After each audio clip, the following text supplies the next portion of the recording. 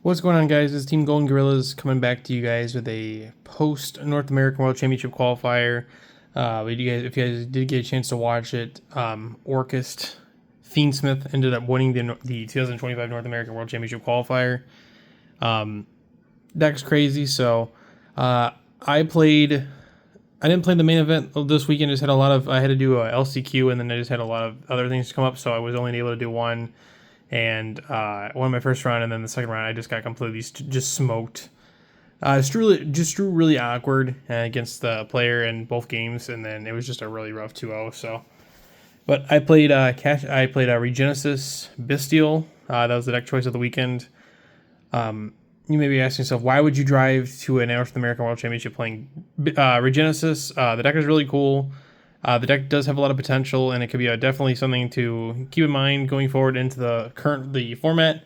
I know we're getting ready to have a completely new format with the Yummy cards, the K9, and as well as the Draco Tail all coming out pretty soon here in August or end of July.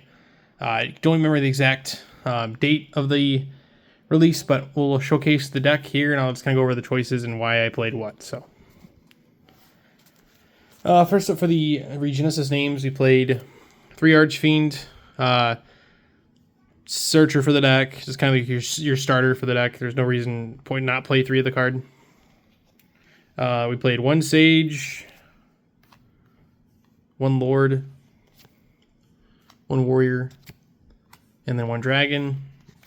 Ratios and this stuff's pretty standard. Dragon just being your Cosmic Cycle, and you have to play the name. Warrior, the Impulse Evacuation Device as well.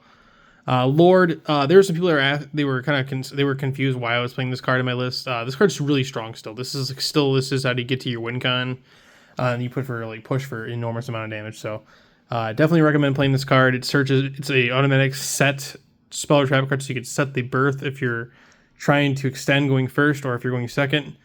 You can use it to set the Regenesis spell card if you don't have a way to search it.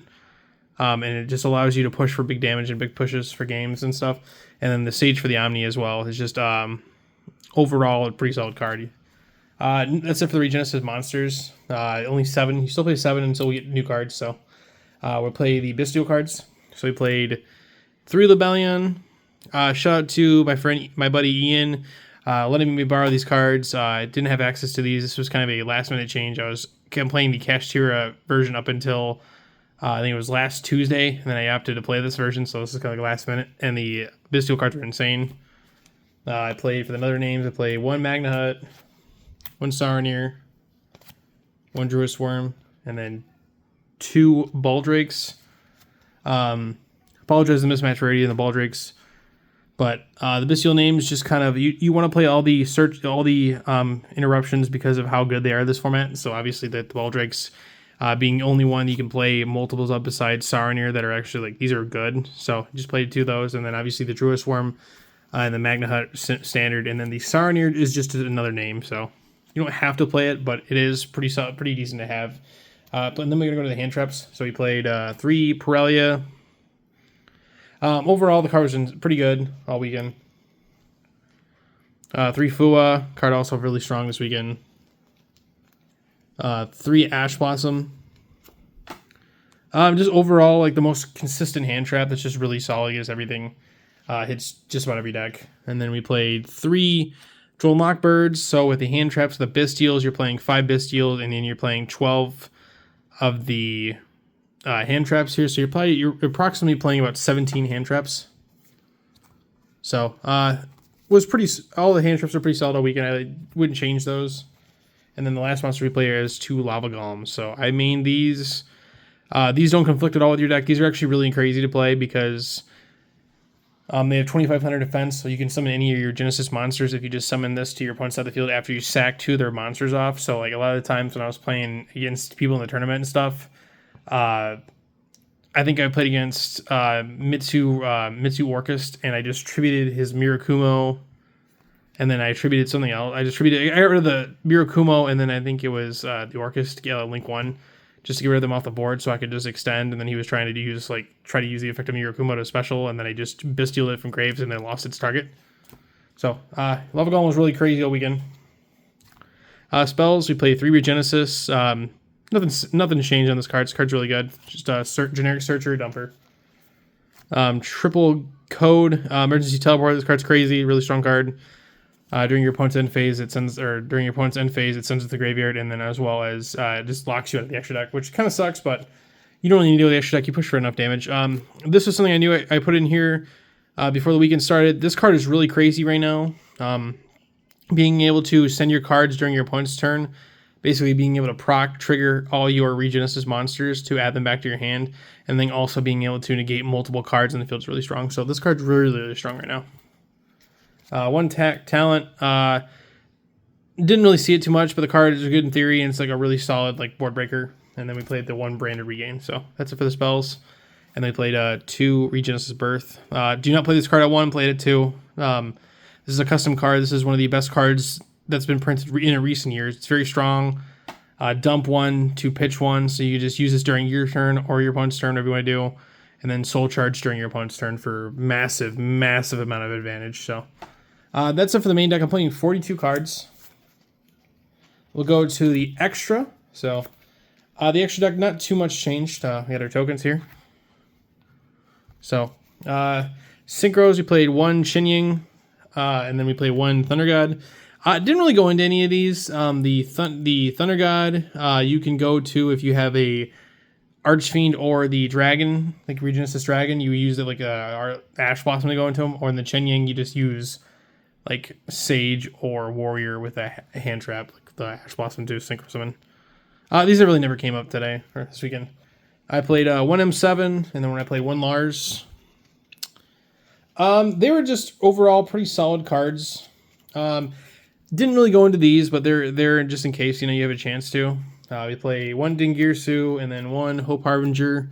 Originally, I had a list where I was going to play the Fire King rank 8 XYZ, and I just couldn't fit it in here in the extra deck. I know the extra deck's not super tight, but I just opted to not play it. I just wanted to try out like the M7 in here. And yeah, the only cards I went in here in the extra deck, like I went into Dingirsu quite a bit, and then Hope Harbinger went into a couple games. Zeus, and then Typhon. So those are your XYZs. They go into nothing too much to talk about those. So the links. 1 Mirage. If you normal summon a hand trap or like you normal summon the Mulch Hummy, you can use this to make it an SP. So it's like not bad. SP. IP. Seals, because you're playing the Bystial cards, so like this is just an overall solid, like a decent end board to end on, and then being able to set up for your follow-up turn and being able to search for a Bystial. Unicorn, just for board removal. Like it didn't come up too much. It never came up all day, but it was just good in theory. Access Code Talker to push for damage, and then also against Lunalite, after they've popped their card, your monsters, and you're trying to push for a major push, you just summon this. You don't really need to play it, but well, it is what it is, And then 1 Underworld Goddess for the way out the big Lunalite card. So 15 the extra. Let's go to the side. So played 3 Lancia. Not too much to say. This is a must-play card right now, just because of how strong Malice is, and obviously very well represented this weekend. Very strong card. So. Play 3 DD Crow. I like this card a lot. I've been advocating for this card to be played in more decks because it hits everything. And then the big thing with this weekend with White Forest was like, it's not like a super strong, it's not like one of the best decks in the format, but it is really strong. And then if you don't have a way to interrupt the cards in graveyard, like same thing with a lot of like graveyard recursion decks, like DD Crow is just a really solid overall card just to hit everything. So the matchup, it covers a lot of matchups. I played 2 Chaos Hunter. Just another way to stop Malice from playing the game and being able to also summon a free body and then free summon for the Regenesis monsters because it's 2,500. Played Called By for going first. Sided this a couple times. Honestly, when I went I went first game 2, I would side this and then my other cards in the sideboard, just basically taking out the Mulch Hummies and stuff. Play 1 Skill Drain. 1 there can only be 1. 2 Solemn Judgments, and then 2 Dragons of Mine. No, there we go. 2 Dragons of Mine. Dragon Mind's just a really broken card in this archetype. You have any way of getting that card on the field. There's very few times where you don't have a monster and feel like that. Judgment, just overall like a decent card, and then the ultimate floodgates, Tikaboo. Tikaboo does not conflict at all with the stack at all. There's many times where you just like don't really worry about it too much. And then skill drain, so just being one of the more annoying floodgates in the format. So that's it for the deck. Deck overall really strong. Unfortunately, just didn't have the luck and just had a lot of unfortunate things happen this weekend. It kind of changed a lot of things, so I didn't get a chance to really do too many last chance qualifiers as well as regional qualifiers, so I kind of just unfortunately messed things up. I want to give a shout out to all the people that borrowed me cards, my brother Aaron for letting me borrow quite a bit of the deck.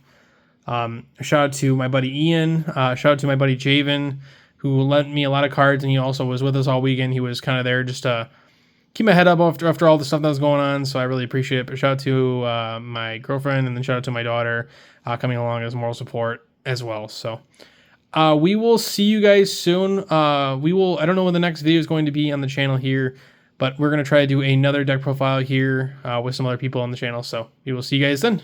And remember to like and subscribe to the videos, and we'll see you then.